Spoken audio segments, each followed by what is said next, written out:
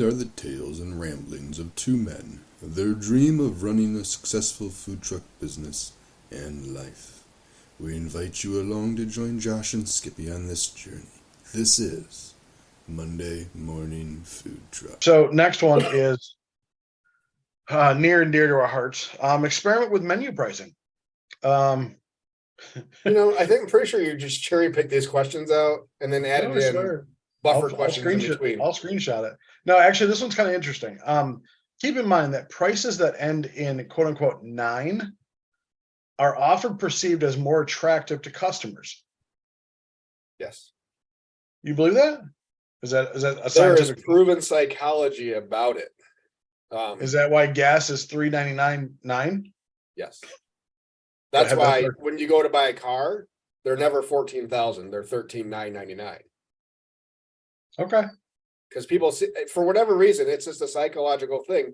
You think you're saving money because it's less than a whole number. So now that everybody does 999, now you're starting to see the 98s or the 95s. If you see it 97 at Sam's, it means it's on clearance. Seriously, I found that out. Anyway. Okay. So there is. It's proven psychological science mumbo jumbo. The way people's brains work and the way they perceive pricing. That one I've heard about that one for the longest time. But yeah, that's why you almost always see 99s. I mean, look in the grocery store, everything ends in a 99. Yeah. You don't see anything whole number priced. It would make things too easy. It definitely would, yeah.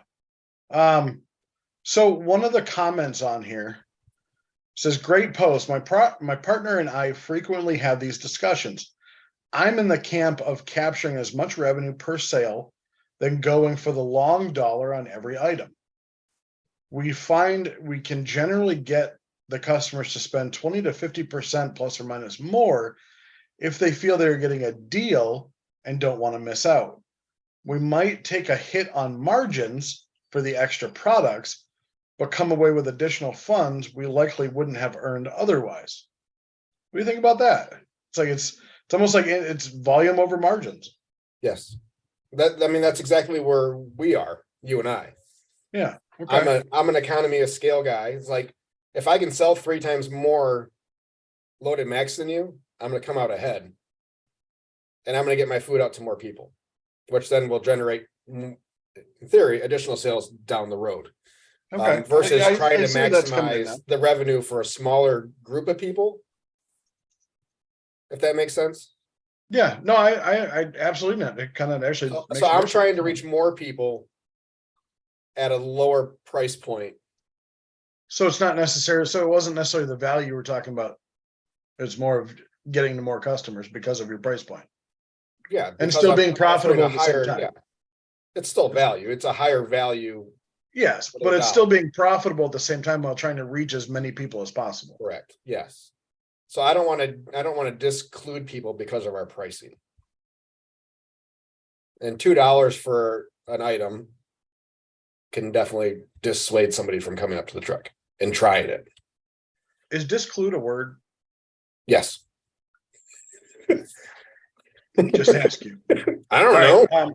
We talked about this over the weekend. What's the opposite of include? Boy. Preclude. Aha, disclude is a word. To exclude, not include. To remove from inclusion. Look at how smart I am. I feel discluded. All right. Disclude you from this podcast. So we're going to drop it next week. We're going to have a special guest on the podcast from a taco truck, but she's moved from being on the truck to more of like an operations manager for the owner. She's not the owner. Her name is Kim Christie. She's with Woe Tacos, but she's going to be on next week to kind of talk about kind of this, I'm not going to say secretarial work, but like branding, SEO, how to make what she thinks it takes to make your food truck stand out over everybody else. And hey, what brought that for you. Yeah. If you Google Jackson barbecue, are you on the first page of the Google results? No. Second? I don't. Or do you have to I dig? don't.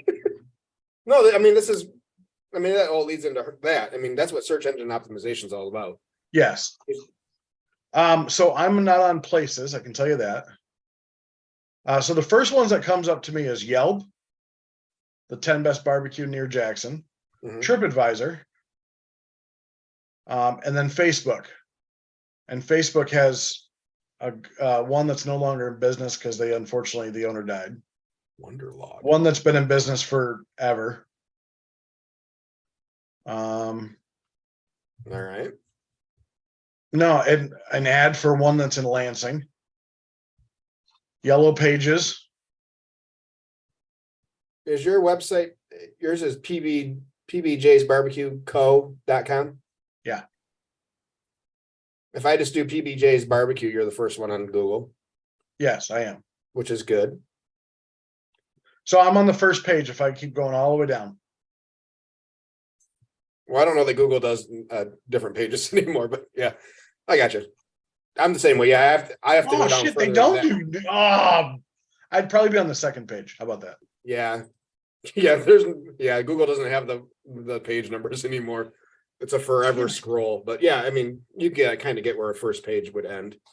Yeah, I would. I guess I'm halfway down. Yeah, I mean, there's definitely. I haven't paid for any of that. I haven't paid for anything. I mean, we paid for the domain name and we put up the website, and that's pretty much all we've done regarding that part of things. Yeah. Yeah, I would love to, but I don't know. I guess I don't know the budget or what the first thing that comes up on Google is obviously Places, and they have Google reviews. Right. Which, so if I open up the Google map link on a search, so I did Grand Rapids barbecue food trucks. And I clicked on the map and it's sorted by best match by default. 2, 3, 4, 5, 6, 7, 8, 9, 10. I'm 11th on the list. I'm 11th on the list. I have 18 Google reviews. well, let me interrupt. So I'm not on. It's probably because I haven't finished setting up my Google business page, and the reason Okay. is I didn't want to put my home address, and it's requiring me to put my home address in there. So I kind of made up an address. What address did you use for everything else? My home address. That's all But public it's not information. I know. I guess it's not. It's public information if you really wanted to search for it. Public information. What are you worried about, Skippy? I don't know. Like I don't know. I don't know. People. You have barbecue groupie stalkers that I don't know about. They're there. I don't know. I just never. I don't know. Keeping private life private and personal and business life business. I guess. You're a business owner now, then, and there's no separation. You Yeah, are but a brand. if you put barbecue in Hudsonville, is your house address going to show up? Probably. I mean, Whatever you I look listed. here, yeah, if I click on my business, yeah, it's my home address. And it's All right, yeah, well. I mean, Maybe I my gotta change home it. address is listed on the Facebook page.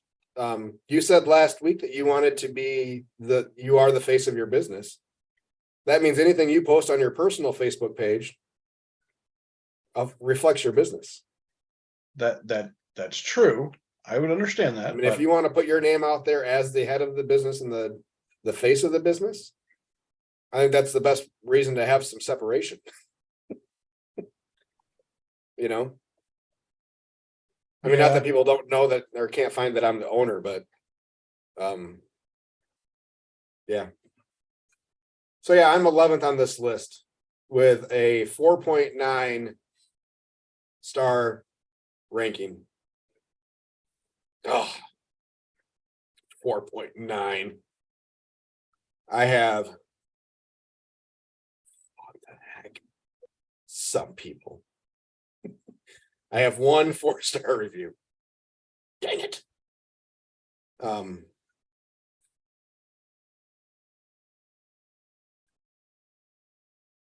yeah, I mean, these reviews are,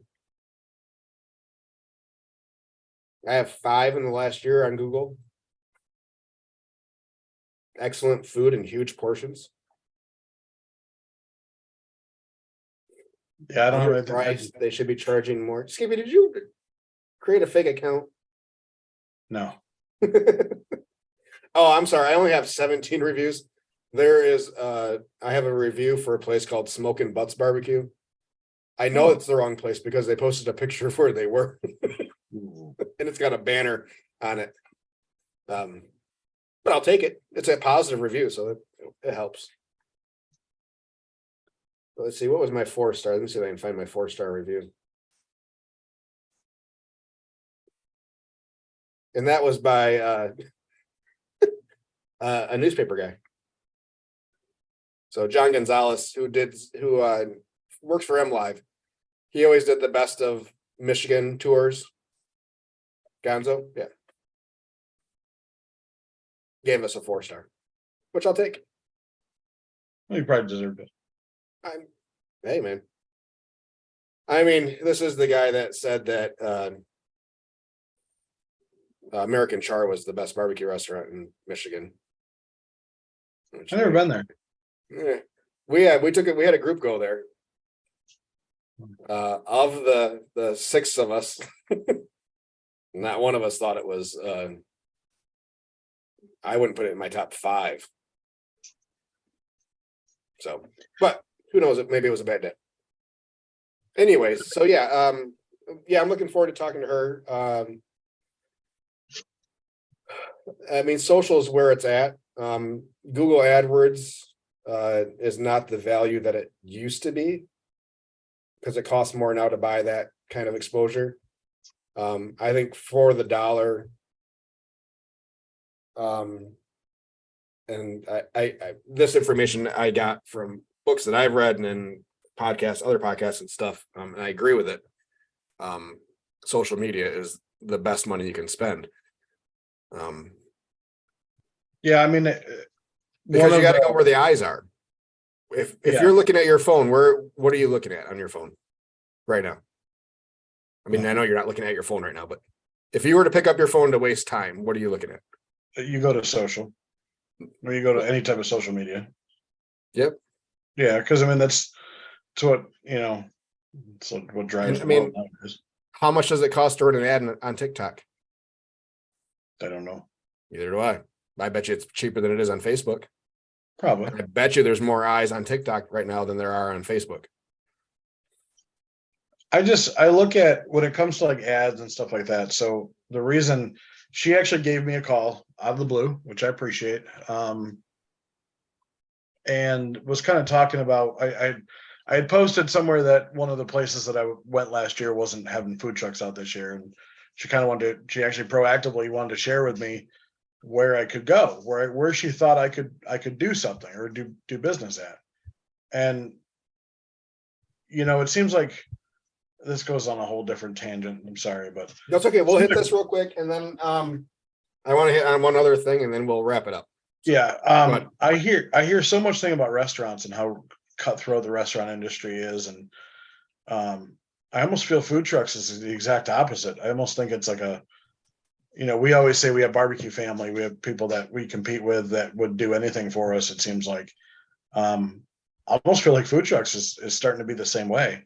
There are some out there that won't like you no matter what you do, but the majority of that I've found so far are welcoming.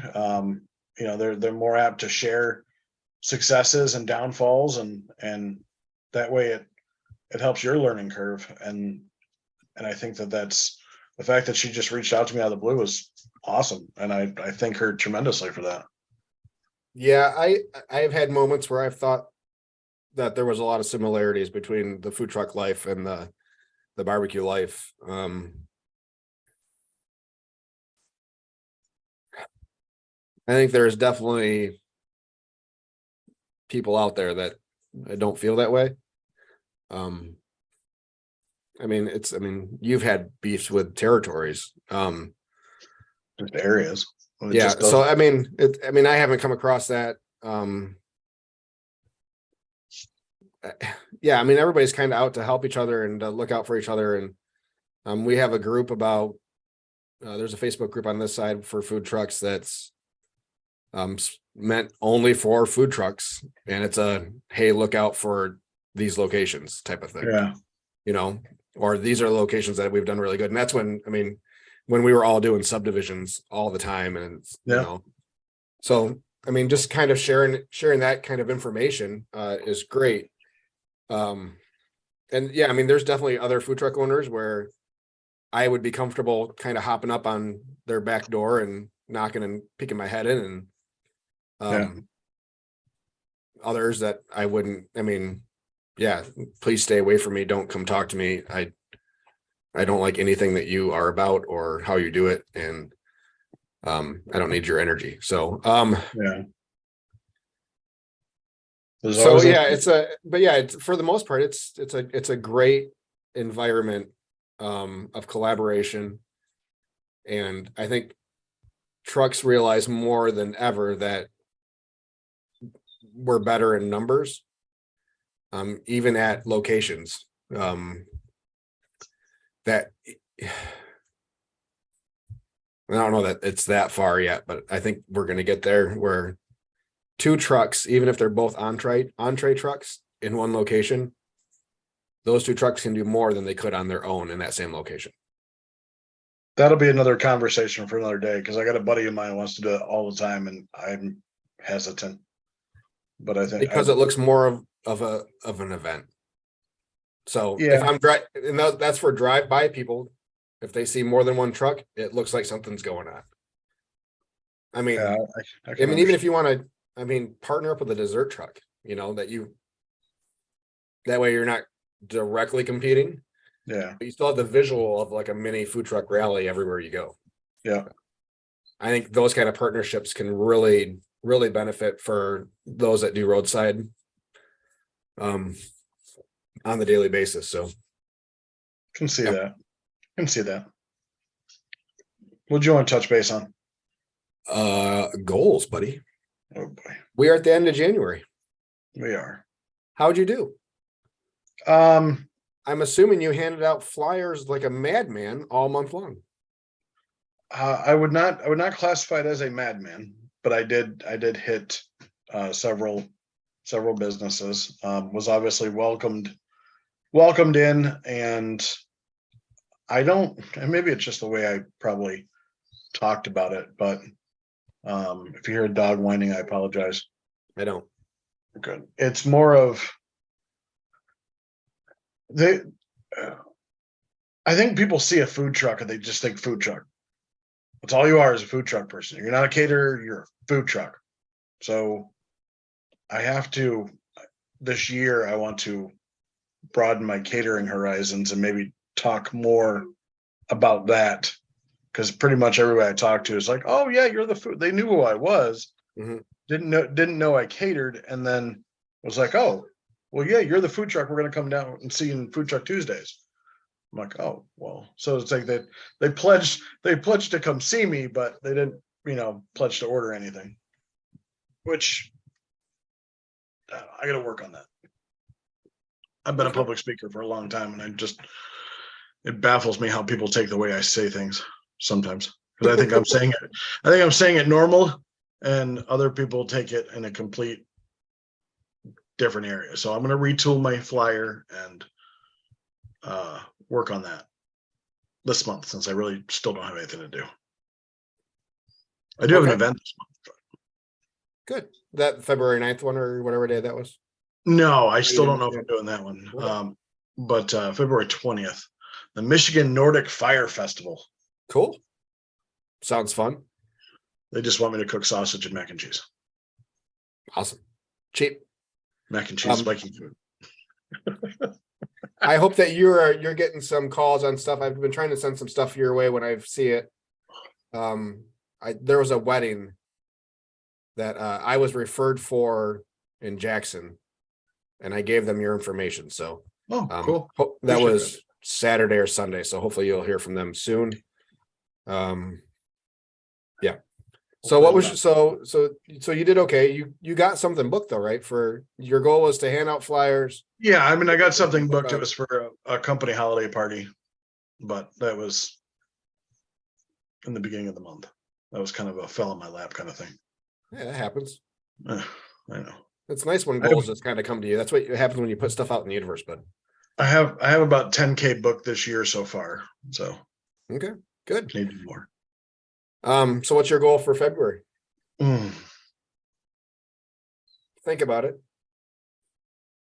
So for my goal was I was trying to do 25K in book catering events.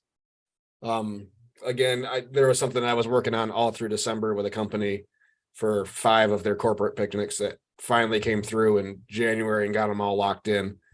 So that was that was about 20 of the 25K. So, which was nice, but I think we ended up right about 32 total. Congratulations. Great job. Oh, yeah. But then again, it's been super slow the last couple of weeks. It's like everybody was booking hot and fast the beginning of January, and now we're kind of it kind of goes down slowing down a little bit. But I probably have sent out, I don't know, another 10 quotes this last week.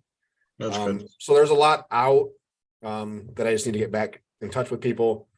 And it's a hard balance for me on hounding versus checking in type of thing. So I try not to do it. I'll reach out to them once. I'll send them an email or a message or however they got to me. And then if I don't hear back from that, I kind of just let it go and delete the correspondence and move on. So, and if they come back another week later and say, yep, we made a decision, great. If not. So you're not a hard follow-up guy. I can't hard sell. No, it's not about hard sell. It's just following up on this conversation we had. You have questions for me? And that is the email or message that I send, but I'm not, if I don't hear anything back, I'm not going to send another one. Hey, didn't hear from you on my last message. Hope everything's okay. Hey, this is my 13th email. Just want to know if you still wanted me to bring food to your party. So that happened last week. Yeah. No, I see. I'm guessing that's a no. I'm kind of being in the mortgage industry and call center style. I'm kind of trained to do that, where you basically call until they tell you no. Yeah. And even when you tell them no, you still try to sell them. Okay, well, what did you end up going with? And, yeah, it's hard to get that out of my mindset. And that's just not my style. I mean, it works for people, and it might work for you, and it's just not my style. That's a hard sell for me. Yeah. And it's something that turns me off. So I try not to do it to other people. Yeah. I understand. And I get that people you can only do so much through email too. Right. And people don't want to tell you no. Yeah. They just don't respond. Yeah. So they just don't respond, which is fine. And I can handle that kind of reject without a problem. So that's why I'll give them the one email. And again, sometimes I get a response back 2 weeks later, with, hey, oh, sorry, I completely forgot, or I missed, or got busy doing other things. And then, and then we pick it right back up and keep going. So, but at that point of no response to one follow-up, I need to get it off of my message list and out of my email. So I'm not constantly looking at it. Yeah. So I can mentally move on and look at that date for somebody else and not think, all right, I'm waiting for a response. I've talked to this guy. I want to hold the date. First serve. Exactly. So, so yeah, if that situation happens where I quote something and then the next day somebody wants the same date, I will let them know that I've quoted it, and they get first right of refusal to an extent. Yeah, assuming they get back to you. Yeah, I said I'm waiting to hear back from them. I'm going to reach out to them today and let them know that I have other interest in the date, and go from there. So, at that point, there'll be a little bit more pressure to try to get a hold of somebody, and I might put more effort into trying to get a hold of them. Yeah. Just so there's no hard feelings if I have to give their date away type of thing. Like I did everything I could. No, it makes sense. So Makes a ton of sense. So we did a good job on our goal this year or this month. So for me, for February, I want to get another 20 in book catering, which is going to be tough, because we're starting to fill in with other stuff and other events and stuff. So our catering windows that we have available are starting to close. So yeah, we not a ton of open houses yet, mostly weddings. So yeah, I mean, when we did a lot for a lot of quotes for open houses and stuff. So we'll see if those come through. We're getting kind of late in the open house scheduling season. So Yeah. Which is good and bad. We get a lot of people that were not their first choice, but they waited so long that everything else is full. So Yeah, it's kind of, I'm pretty lucky to have, oh, it must be the Amazon guy. All my Saturdays in June are booked up except for one. I think my schedule right now is actually pretty similar to last year's, which is good. I'm just waiting for, not waiting, I'm trying to, our local people, local events, I need to keep open. And that's the tough part. It's a lot of the local events are like, oh, will you come down on a Saturday or a Sunday at 10 a.m. and sell stuff? I'm like, well, it depends on how late I get home Saturday. yeah, But yeah. So we're working on it. We're doing good. Yeah, that kind of schedule. It's so freaking hard, which is, I mean, one of the biggest benefits of having a second truck that is you're not going to have out every day, all day. That, so for us, it would be a festival truck, and yeah, we'd hope it'd be out most weekends. But if something pops up in the middle of the week, hey, kind of got a last minute corporate picnic thing next week. Can you guys help? Like, yep, sure can. Roll out the second truck and go get it done. So, that's, and we turned down so much of that stuff throughout the year that we're just, so many people plan last minute stuff, or a lot of it's the company picnics and stuff like that, that it's just not on their radar in January. So yeah, it'll be, I look forward to being able to say yes to that stuff versus no to that stuff. Yeah, so. Exactly. Me too. So yeah, that's my goal for next month, is to do 20,000 more in book catering by the end of February, which would put us over what our total catering was for 2022. I want to I want to go more next year, but as of right now, or more for this year, but I think I'm concentrating more on still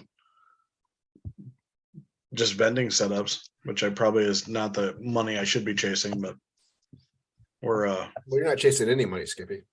You're chasing dreams. I'm chasing the dream. Before it turns he into says defeated. Before it turns into a nightmare. No, I mean, it's so hard because there's so many people, like people that always have food trucks out. They know that they have to book early. So this is the time where everybody's asking.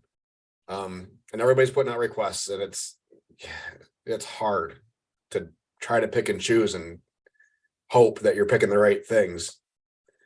And I'm not saying anything bad about people that will drop an event to go make more money at a different event, but that's just not how I choose to run it. I book something, we're going to be there unless we absolutely cannot be there. And I mean, our weekly locations that we set up at, like Wiseman Distillery or the gas station, they all know. And those are the ones that will move around stuff.